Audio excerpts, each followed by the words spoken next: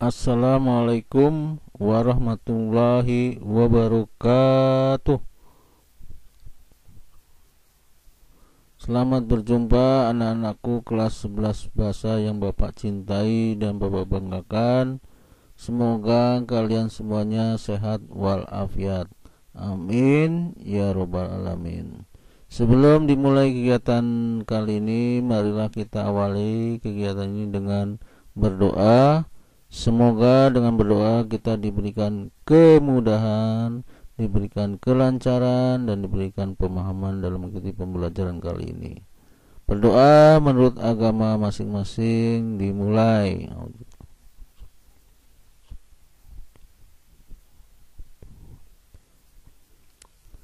Berdoa selesai.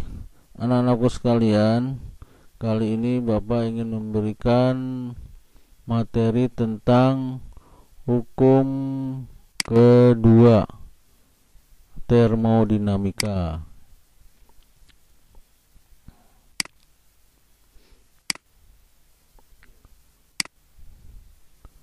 Jadi hukum kedua termodinamika adalah kita mengambil suatu ilustrasi, ya, ada roda yang diputar kencang, nanti akan terjadi perubahan usaha atau energi, ya. Ini menjadi kalor. Jadi roda bergerak, berputar kencang sehingga menghasilkan energi yang nantinya berubah menjadi kalor.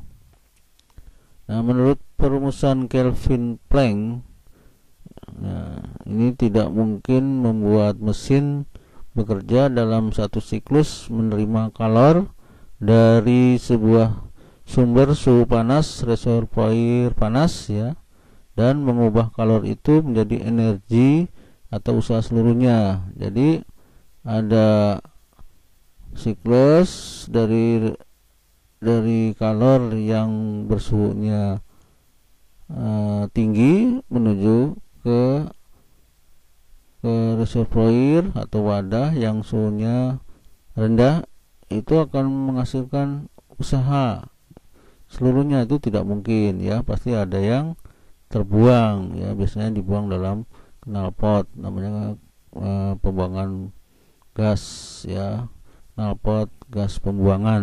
Nah, itu jadi tidak semuanya dijadikan kalor atau dijadikan usaha seluruhnya, ya, tidak mungkin energinya itu dipakai semuanya karena ada yang terbuang di situ, ya. Nah, ini ilustrasinya. Jadi skema ini disebut skema mesin Carnot karena penemunya ini Carnot, ya. Jadi dari suhu tinggi disebutnya T1, ya, suhu tinggi T1 menuju ke wadah suhunya rendah. Ini reservoir suhu rendah. Ini T2, ya. Pada saat ini Q1, kalornya Q1 menuju Q2, Q1 ini dilepas menuju Q2 dilepaskan. Q1 yang diserap, ya, Q1 ini kalornya diserap di sini, terus mengalir ke sini menuju kalor Q2 yang dilepas. Ini kan Q2 dilepas. Nah, pada saat ini berpindah, ini menghasilkan usaha, ya, menghasilkan usaha atau menghasilkan energi yang disimbolkan huruf W, ya, ini usaha W. Nah, inilah mesin Carnot, ya, ilustrasi seperti ini. Nah, tadi tidak semuanya menjadi kalor semuanya, menjadi usaha semuanya atau menjadi energi semuanya, tapi ada yang terbuang, ya, biasanya dibuang di gas, di knalpot pembuangan gas, ya. Nah, ini kita beri keterangannya. Jadi Q1 itu kalor yang diserap, ya, oleh mesin kalor dari reservoir panas. Q2 adalah kalor yang diserap oleh mesin kalor reservoir dingin, ya, Q2. Dan W itu adalah usaha yang dilakukan oleh mesin. Lanjut, siklus Carnot. Siklus adalah suatu rangkaian proses yang berjalan sedemikian rupa sehingga pada akhirnya kembali ke keadaan semula. Siklus, ya, dari awal menuju lagi ke awal lagi, siklus. Nah, mesin Carnot bekerja secara reversible, artinya dapat bekerja bolak-balik. Yang idealnya bekerja dengan 2 proses isotermik dan 2 proses adiabatik. Isotermik itu tetap, adiabatik artinya tidak ada kalor yang keluar maupun masuk ke adiabatik. Nah, ini gambar seperti ini, gambar siklusnya. Ini siklusnya namanya ABCA, dari A ke B ke C ke A lagi ya. Nah, ini kita lihat pada gambar di samping proses AB. Nah, ini AB dari A ke B ini terjadi isokorik. Isokorik artinya volume tetap. Nah, ini kita lihat di sini garisnya, banyak ini 2 ya, di sini angka 2 misalkan 2 kubik, berarti ini volume tetap di sini dari awal sampai akhir, dari A sampai ke B ini volume tetap. Nah, 2 terus di sini ya, namanya disebut isokorik. Kemudian saat ini proses BC, ini melengkung garisnya. Nah, ini artinya pada saat ini isotermik nih, artinya tidak ada, artinya suhunya tetap ya, suhunya nggak berubah. Jadi awalnya 50 derajat terus 50 derajat terus ya, sampai turun ini tetap suhunya tetap 50 derajat ya. Nah, tapi dari keadaan tekanan yang tinggi menuju ke tekanan yang rendah, terus dari volume yang kecil ya menuju volume yang besar sini ya, ini terjadi isotermik. Pada saat sampai di C, balik lagi dia ke A ya, namanya isobarik. Ini tekanannya tetap ya, nih kita lihat tekanannya, kita lihat tarik garis sini.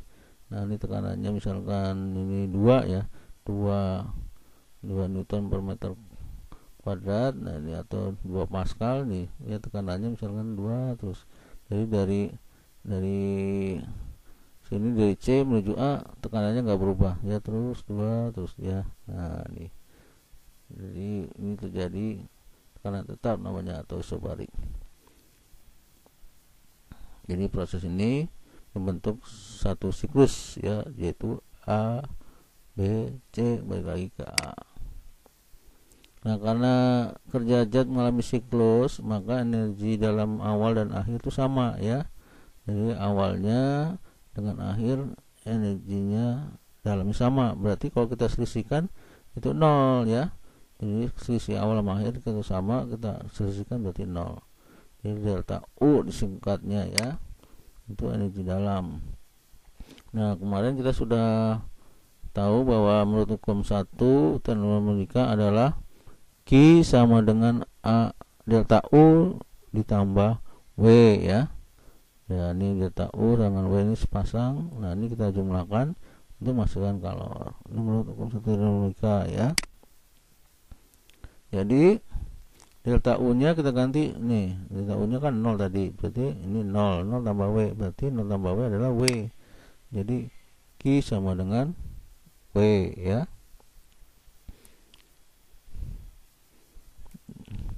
Atau ini W adalah Q total ya, atau dibalik, W sama dengan Q nya Q total ya, dimana Q total adalah selisih antara kalor yang diserap dikurangi kalor yang dilepas. Jadi kalor yang diserap dikurangi kalor yang dilepas ya, Q1 kurang Q2 itu adalah W nya ya. Kita lanjut. Efisiensi mesin Carnot. Nah, ini simbolnya huruf N. Nah, ini dia huruf N, ini efisiensi. Bacanya neta ya. Yaitu perbandingan antara usaha dibanding dengan Q1 atau usaha dibagi kalor yang diserap. Q1 ya, bukan Q2. Ini Q1 kalor yang diserap yang di suhu tinggi ya, kali 100%. 100% boleh 100 per 100, berarti 100 per 100 kan 1 ya. Nah, berarti W itu tadi Q total ya, W sama dengan Q total, yaitu selisih antara kalor yang diserap dikurangi kalor yang dilepas. Q1 kurangi Q2 bagi Q1 per 100%. Keterangannya, N adalah efisiensi mesin Carnot, W itu usaha, itu satunya joule ya. Q1 itu kalor yang diserap, satuannya joule ya.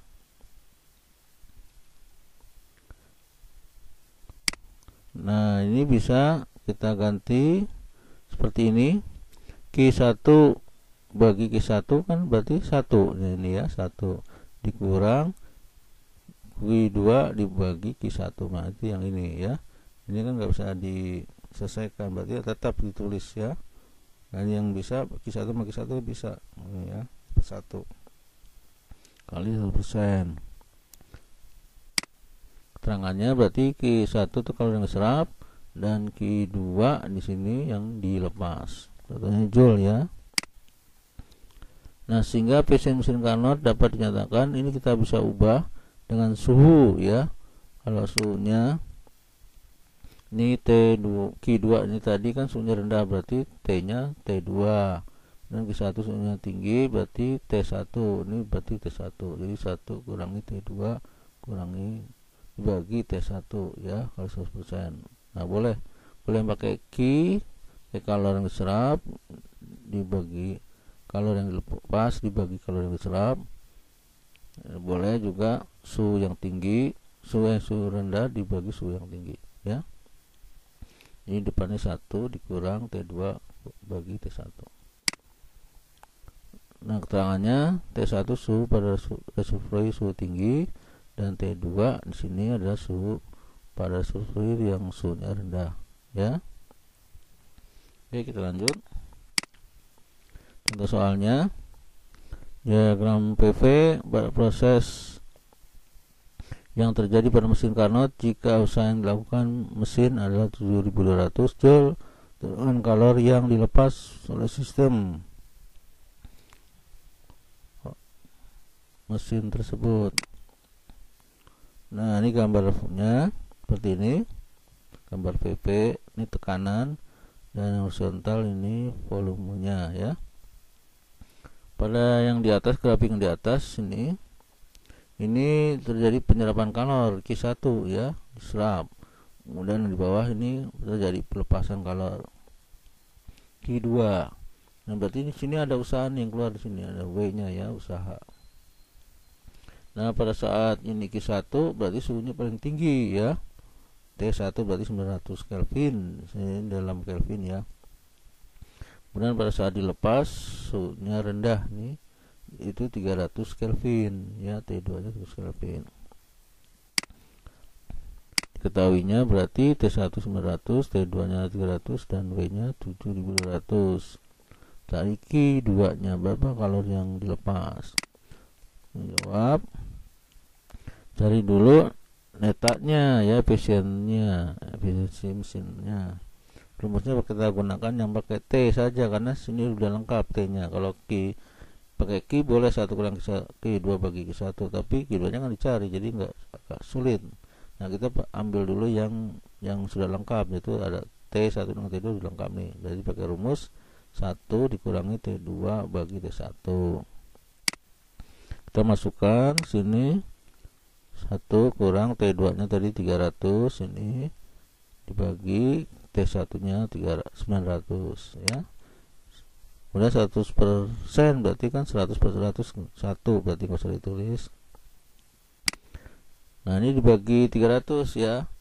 Yang atas 300 bagi 300 dapat 1, yang bawah dibagi 300 dapat 3, jadi sepertiga. Jadi 1 kurang sepertiga berapa? Yaitu kita kita samakan dulu menyebutnya, jadi 3/3 ya.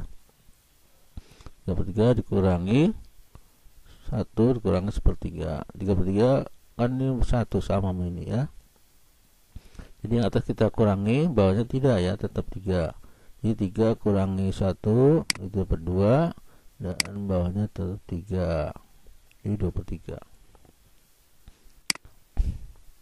Nah, ini karena N tadi neta itu perbandingan antara usaha dibagi dengan kalor yang diserap Q1. Nah, ini kita ingin mencari Q1 nya nih, berarti kita pindahkan, ini pindah ke atas Q1, N nya turun ke bawah ya. Ini Q1 nya naik ke atas, N nya turun ke bawah, jadi W bagi N. Nah, Q1 nya kita cari, W nya kita isi 7200, N nya tadi dapat berapa? 2/3. Nah, ini bisa kita kalikan tapi dibalik ya. Dikali 3/2, dibalik 3 yang bawah nih jadi di atas ya. Dibalik.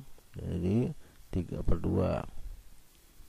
Nah, 7.200 kalikan 3 dapat 21.600 ya. Ini bagi 2. Hasilnya berapa hasilnya? Q1 10.800. Nah, sekarang kita mencari Q2-nya. Dari rumus W sama dengan Q total ya. Q total adalah selisih dari kalor yang diserap dikurangi kalor yang dilepas. Q1 kurangi Q2. Kita masukkan nilainya, berarti W-nya 7.200, Q1-nya tadi udah ketemu 10.800 dikurangi Q2. Nah, ini pindahkan saja ruasnya. Min Q2 pindah ke ruas kiri jadi plus, kemudian 7.200 pindahkan ke ruas kanan jadi min ya. Jadi Q2 sama dengan 10.800 dikurangi 7.200 ya. Dapat berapa?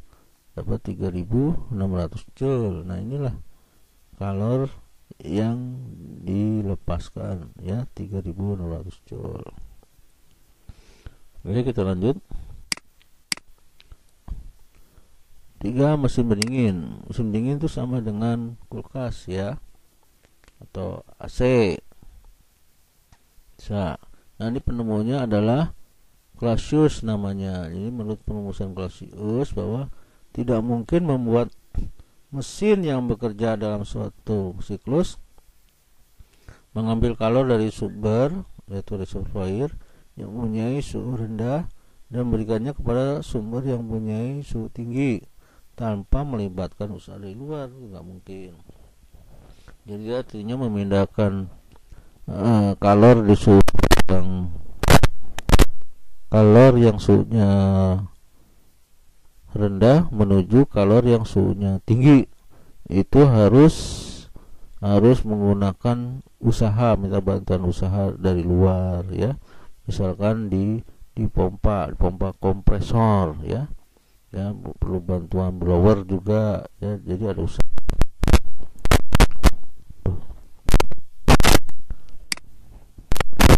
Terus berdasarkan skema gambar di samping bahwa ini gambar sampingnya, gambar samping ini, bahwa kalor pada suhu rendah Q2 oleh usaha dari luar W dipindahkan ke reservoir suhu tinggi. Jadi dari bawah suhu rendah dipindahkannya oleh usaha nih, dibantuin oleh usaha menuju Q2 yang suhunya tinggi. Jadi dari rendah ke tinggi itu nggak bisa otomatis ya, harus ada bantuan dari luar, dari usaha di luar.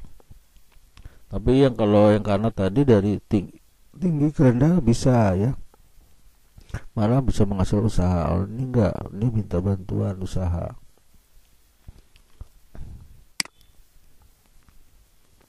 Skemanya ya. Nah, daya kerja mesin pendingin dapat ditentukan dari perbandingan kalor Q2 yang digunakan dengan usaha W.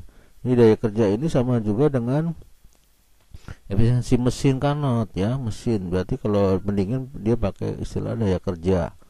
Ya, daya kerja itu sama juga dengan efisiensi mesin. Jadi koefisien daya kerja mesin itu sama juga dengan efisiensi mesin ya. Itu kalau efisiensi mesin kemarin yang tadi adalah neta simbolnya. Kalau ini koefisien daya kerja simbolnya huruf K ya, huruf K kapital. Ini. Jadi rumusnya K perbandingan antara usaha kalor yang diserap, kalor yang dilepas. Kalor yang dilepas atau kalor yang bersuhu dingin ya, Q2 nih yang suhunya dingin tadi dibagi dengan usahanya ya, atau dengan suhu berarti T2 dibagi dengan suhu tinggi dikurangi suhu yang rendah T2. Mulai ini kalau kali ini Q2 dibagi dengan Q1 dikurangi Q2 ya, itu boleh. Tapi kita gunakan yang suhu pakai T ya, T2 sama dengan T1 kurangi T2. Ini jadi suhu yang rendah ya, dibagi selisih antara suhu tinggi dikurangi suhu rendah. Kita lanjut contoh soalnya. Sebuah mesin pendingin memiliki koefisien daya kerja mesin sebesar 6 ya, jadi nggak ada satuannya. Daya kerjanya itu K-nya 6 jika suhu di luar mesin pendingin adalah 28 derajat Celcius. Tentukan suhu terdingin yang dapat dihasilkan oleh mesin tersebut dalam derajat Celcius.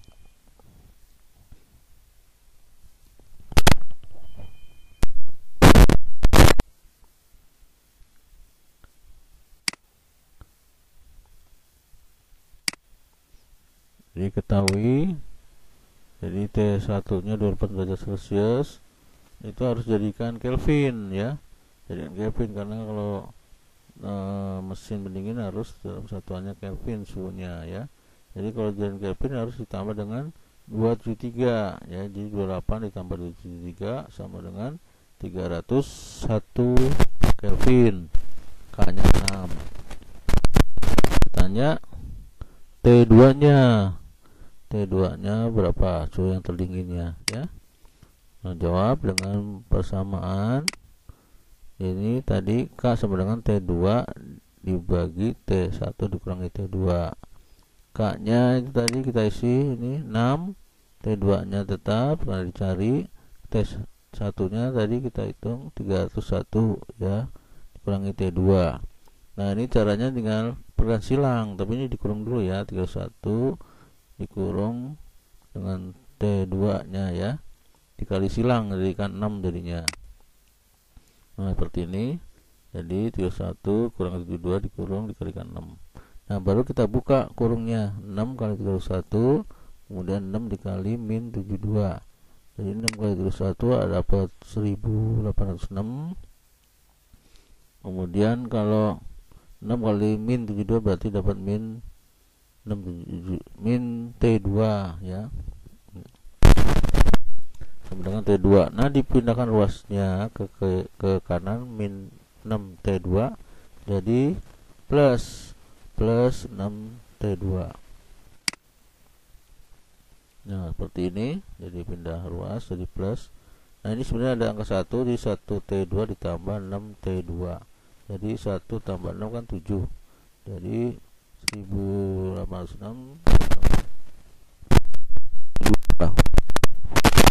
terus jadi 1000.